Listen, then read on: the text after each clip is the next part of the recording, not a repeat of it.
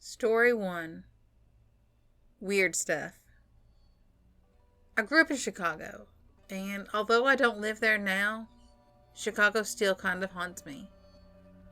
My room is in the basement, and my waterbed, yes, waterbed, faced this little stained glass window that was high up on the wall.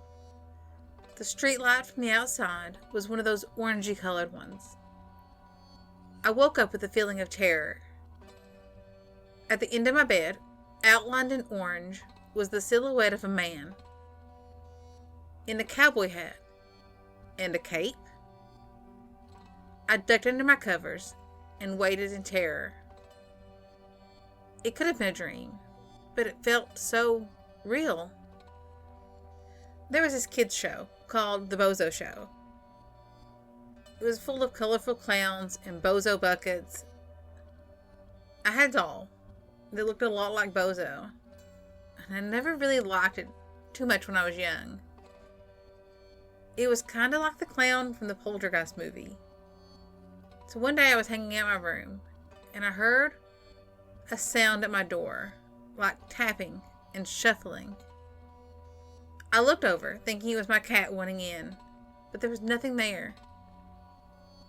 A little time passes, and the sound comes back. And when I went over there, the doll was propped up against my door. This really freaked me out. We had this old dishwasher upstairs. It didn't work, so I locked the doll in there. Honestly, it might still be in there to this very day. My dad was home, but he's not much of a prankster, and I don't think he would have moved it. Now, one of the cats could have drug it over there, but I doubt it. The doll was really big. Our neighbors, their house was haunted as well. My friend said that at night, she would look up and watch the stars on her ceiling when she was little. Now, mind you, she did not have those little glow-in-the-dark stars stuck to her ceiling. These were lights that would appear at night, floating above her when she was in her bed. Her mom refused to talk about any of the hauntings that happened at their house. Story 2. Family Experiences. My husband and I are deaf parents to 4 hearing children.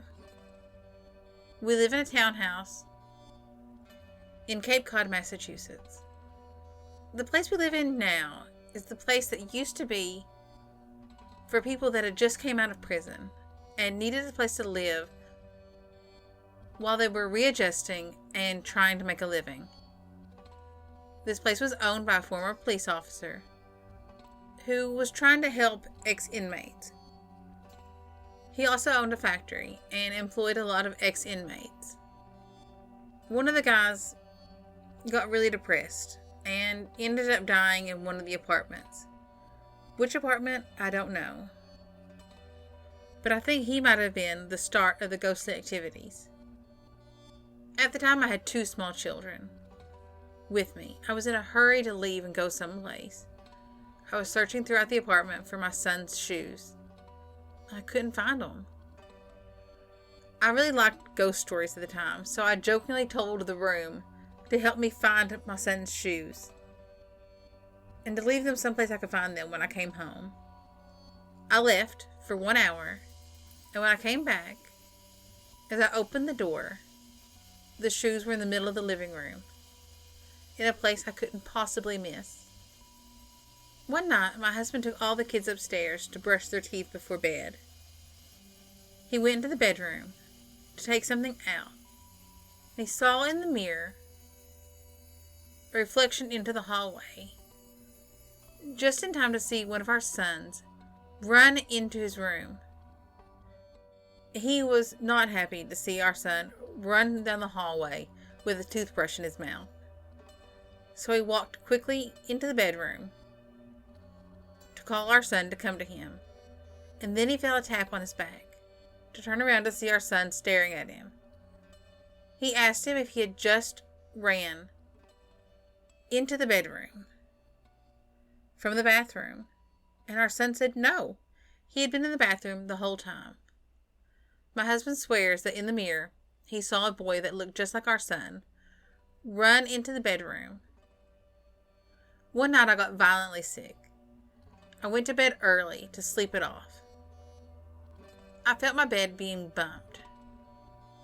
Since I can't hear sound, I rely heavily on vibrations to let me know what's going on.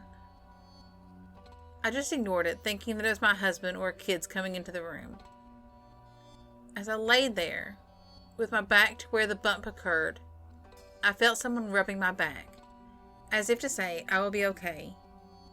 It was a reassuring rub. I woke up to acknowledge their presence and my appreciation for their concern, but there was no one there for me to thank. For some reason, I wasn't scared at all. I just went back to sleep. Later that night, for some strange reason, one of our sons woke me up crying that he could hear voices. I was scared that someone could be breaking in and I couldn't hear what was going on. Thinking it was someone breaking in, I woke my husband up. And of course, being the man and guard of us all, he checked all through the house. Nothing was out of order. And anything that could be making the sounds was actually turned off. So we assured our son that everything was okay and that he must have just been having a bad dream. He went back to sleep. After he woke up in the morning, I asked my son for a more specific, clear answer to what he heard. He explained to me that he heard voices talking to him right above his bed. He said that at some point it sounded like the voice was flying all over his room. I got chills up my spine, and I believed him. Story 3. The hospital. My mother works at what used to be an old hospital. She hasn't necessarily had any experiences there, but a few of her friends have. It wasn't that long ago that one of the ladies who works on the floor with my mom, in a section where they used to keep patients who had just had heart surgery, she was at work early. She was dropped off by her husband, and the only other people in the building were the security guards who were on the first floor. She took the stairs up to the second floor, and she walked into her office. She decided to do some work while waiting for her coworkers. She didn't really feel all that wonderful being there alone. No one had ever talked of the place being haunted, but there was no way she could have come up with this story any other way. She said she was working at her desk when all of a sudden she heard squeaking.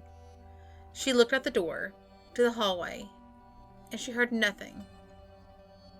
So she went back to filing paperwork, and then she heard it again.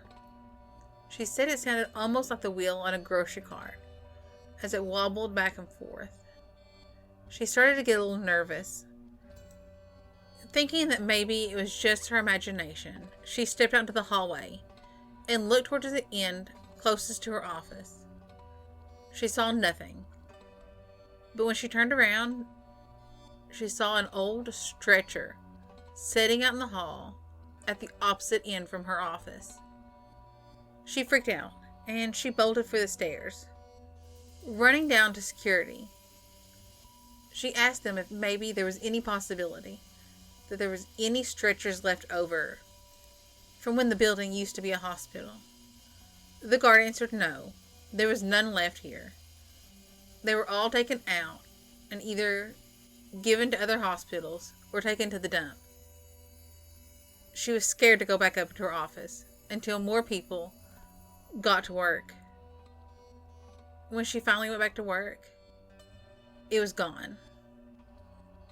And she has never showed up for work that early again. One of the other ladies had a framed copy of the Lord's Prayer hanging in her office.